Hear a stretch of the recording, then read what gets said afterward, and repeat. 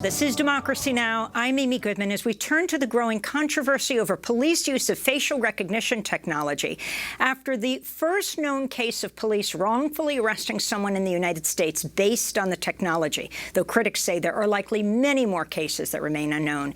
It was January 9th when Detroit police wrongfully arrested Robert Williams, an African-American man, in front of his own home based on a false facial recognition hit. His wife and daughters, ages 2 and 5, watched him get arrested. This is Williams and his cousin Robin Taylor describing the ordeal in an ACLU video. I was completely shocked and stunned to be arrested in broad daylight in front of my daughter, in front of my wife, in front of my neighbors. I can't really put it into words. It was one of the most shocking things I ever had happen to me. He could have been killed if he would have resisted, being a black man, being arrested, or having any encounter with the police. It could go badly. And, that is something that we worry about in the black family when someone has an encounter with the police. After Detroit police arrested Robert Williams, they held him overnight in a filthy cell. His fingerprints, a DNA sample, mugshot were put on file. This is Williams describing how the officers interrogated him based on the false facial recognition hit. So when we get to the interview room, the first thing they had me do was read my rights to myself and then sign off that I read and understand my rights. A detective turns over a picture of a guy inside Shinola, and he's like, "So that's not you?" I look. I said, "No, that's not me." He turns another paper over. He said, "I guess that's not you either." I picked that paper up and hold it next to my face. And I said, "This is not me." I was like, "I hope y'all don't think all black people look alike." And then he says, "The computer says it's you." But the next day, police told Williams, quote, "The computer must have gotten it wrong," and he was finally released, nearly 30 hours after his arrest. This comes as Democratic Senators Ed Markey and Jeff Merkley introduced a bill Thursday that would ban the use of facial recognition and other biometric surveillance by federal law enforcement agencies. On Wednesday, Boston City Council voted unanimously to ban its use in Boston. Earlier this month, Amazon placed a one-year moratorium on letting police use its facial recognition technology, and IBM's announced it's pulling out of the facial recognition business entirely. Well, our next guest is a computer scientist and coding expert who documents racial bias in this type of technology. Joy Buolamwini is a researcher at the MIT Media Lab, founder of the Algorithmic Justice League. She's also featured in the documentary Coded Bias. Welcome back to Democracy Now! It's great to have you with us again, Joy. It was great to interview you first at the Sundance Film Festival. We'll see when that film festival begins again. It's not going to be happening next year. But, Joy, talk about this case. Talk about the Williams case and its significance, how it happened, what's the technology, and what's happening with it now. Yes, so the thing we must keep in mind about Robert Williams' case is this is not an example of one bad algorithm. Just like instances of police brutality, it is a glimpse of how systemic racism can be embedded into AI systems like those that power facial recognition technologies. It's also a reflection of what study after study after study has been showing. Studies I've conducted at MIT with Dr. Timnit Gebru, Deb Raji, studies from the National Institute for Standards and Technology showing that on 189 algorithms, right, you had a situation where Asian and African American faces were 10 to 100 times more likely to be misidentified than white faces. You have a study, February 2019, looking at skin type, showing that darker-skinned individuals were more likely to be misidentified by these technologies. So it is not a shock that we are seeing what happened to Robert Williams. What we have to keep in mind is this is a known case.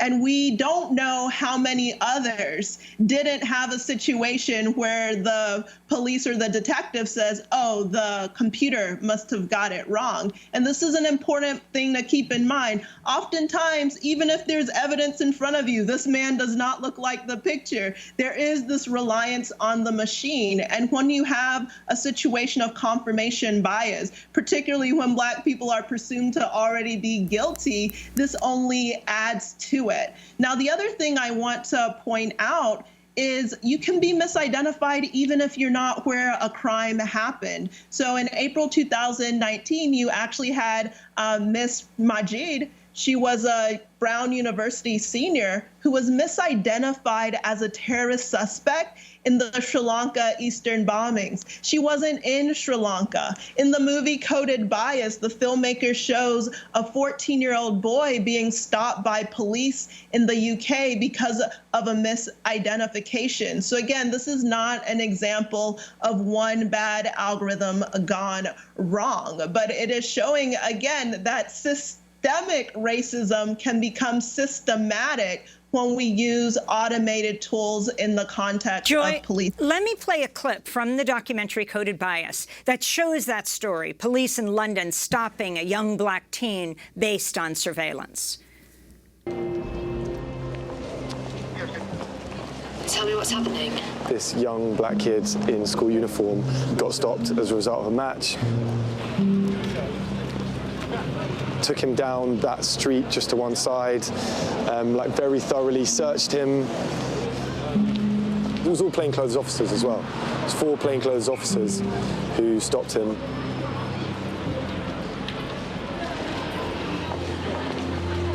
Fingerprinted him.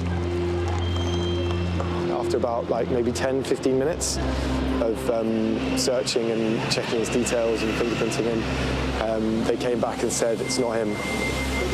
Excuse me. I work for a human rights campaigning organisation. We're campaigning against facial recognition technology. We're campaigning against we're called Big Brother Watch. Yeah, we're a human rights campaigning organisation. We're campaigning against this technology here today. And you've just been stopped because of that, but they misidentified you. These are our details here. He was a bit shaken. His friends were there. They couldn't believe what had happened to them. You've been misidentified by their systems, and they've stopped you and used that as justification to stop and search you. But this is an innocent young 14-year-old child who's been stopped by the police as a result of a facial recognition misidentification.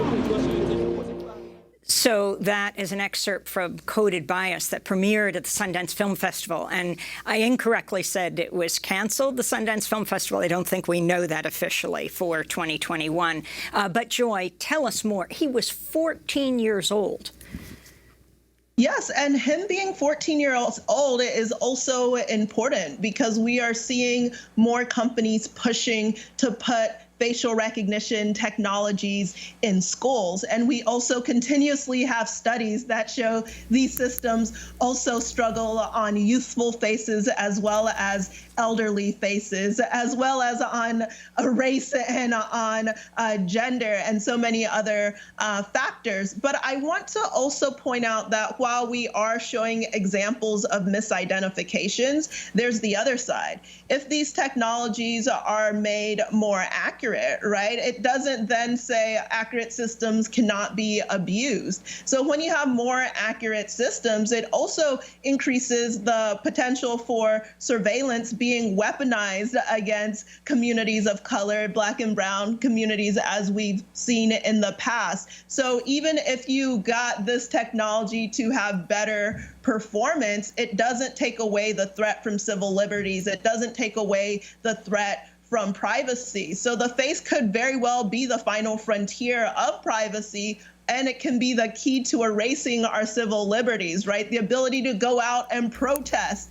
You have chilling effects when you know Big Brother is watching. Oftentimes, there is no due process. In this case, because the detective said, oh, the computer must have gotten it wrong, this is why we got to this scenario. But oftentimes, people don't even know these technologies are being used. And it's not just for identifying someone's unique individual. You have a company called HireView that claims to analyze videos of candidates for a job and take verbal and nonverbal cues trained on current top performers. And so here you could be denied economic opportunity, access to a job because of failures of these technologies. So we absolutely have to keep in mind that there are issues and threats when it doesn't work, and there are issues and threats when it does work. And right now, when we're thinking about facial recognition technologies, it's a high-stakes pattern recognition game, which equates it to gambling. We're gambling with people's faces, we're gambling with people's lives, and ultimately we're gambling with democracy. So talk about the agencies that you understand are using this. I mean, you've mentioned this in your writing: Drug Enforcement Administration, DEA, Customs and Border Patrol, CBP, ICE. Explain how they are using them.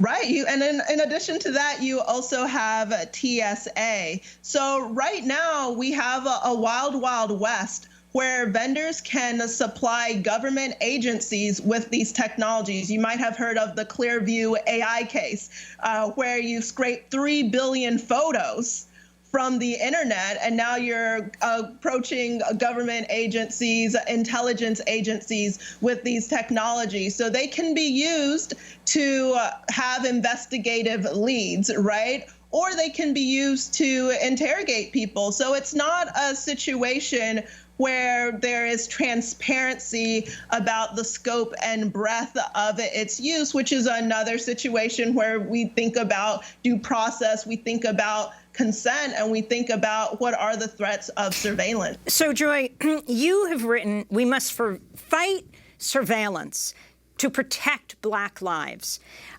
If you can talk about the calls of the Black Lives Matter movement, people in the streets to defund police departments, to dismantle police departments, how does facial recognition technology fit into this? Absolutely. So when we talk about defunding the police, what we have to keep in mind is when resources are scarce, technology is viewed as the answer to save money, to be more efficient. And what we're seeing are the technologies that can come into play, right, can become highly optimized tools for oppression and suppression. So as we're thinking about how we defund the police, how we shift funds to actually uplift communities, invest in healthcare, invest in economic opportunities, invest in educational opportunities, we have to also understand that as a divestment from surveillance technologies as well. Talk about the recent announcements by IBM, Amazon, Microsoft, saying they'll pause or end sales of their facial recognition technology. Do you think what they're saying is enough? What exactly are they doing? So IBM first came out to say that they will no longer sell facial recognition technology, which is the strongest position of all of these companies. It then prompted Microsoft to come out, as well as Amazon. And what I want to emphasize is they didn't do this out of the kindness of their hearts, right? It took the cold-blooded murder of George Floyd, protest in the streets, years of organizing by civil liberties and rights organizations, activists, and researchers to get to this point. So it is welcome news that you have household name companies stepping back from facial recognition technologies, because it underscores its dangers and its harms. But there are so many other companies that are big players in the space. We have to talk about NEC. We have to talk about Cognitech. We have to talk about Rank One. And so all of this shows that we must think about this as an ecosystem problem. So yes, it's welcome news that we have 3 household tech giants stepping away from it, and it also elevates the conversation, but it cannot end there. And ultimately, we can't rely on businesses to self-regulate or think that businesses are going to put the public interest above the business interest. That is up to our lawmakers. And so this is the moment to step up and enact laws. So talk about those laws, Joy. You have the Boston City Council, that's where you are. You have the Boston City Council that did they unanimously vote to not allow facial recognition technology? What does that mean? And now you have Congress, you have the Senate just Thursday and introducing a facial recognition bill. And how much does that ban the use of federal law enforcement in using it? Absolutely. So we did have a unanimous vote in Boston, 13-0, to ban government use of face surveillance technology in the city. I was happy to lend my expertise at a hearing alongside many others calling for a ban, including 7-year-old Angel, who talked about not wanting this kind of technology when she's going to school. And so what you're seeing, not just in Boston, right, second largest state, but across the U.S., coast to coast, we saw the ban in San Francisco, we've seen Berkeley, we've seen Oakland, we've seen Brookline, we've seen Cambridge. We've also seen the state of California say no to facial recognition on body cam. So all of this shows that we have a voice, we have a choice, people are standing up, they're resisting suppressive technology. And also what this shows is even if one city or one state makes a choice, we still have the rest of the American people to consider. So this is why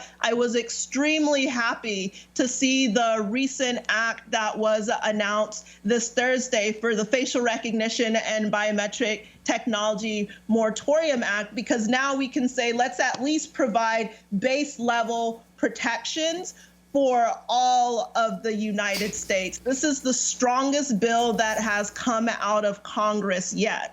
And finally, masks. How do they throw a wrench into the works? I mean, people wearing masks now to protect themselves and to protect the community, all except the President of the United States, who doesn't wear the mask. But, you know, how does it affect racial technology? We know that a lot of these protests all over the country have been filmed. Drones have been monitoring them. But what does it mean when people are wearing masks? It means that the technology becomes even less reliable, because to make a match, you want as much facial information as possible. So if I cover any component of my face, that is less information. So you're likely to have more misidentifications. What happened to Robert Williams could become even worse. But it's also normalizing having your face covered, right? And so if more people cover their face or resist these technologies, it'll also be harder to deploy. But masks make it even more likely that you will have misidentifications. I want to thank you so much, Joy Buolamwini, for joining us, researcher at the MIT Media Lab, founder of the Algorithmic Justice League, featured in the documentary Coded Bias. To see our extended interview with her, you can go to democracynow.org. When we come back, we look at how Johnson & Johnson's been ordered to pay more than $2 billion to a group of women who developed ovarian cancer after using Johnson & Johnson talcum powder, which is contaminated with asbestos. Johnson & Johnson heavily marketed the powder to African-American women. Stay with us.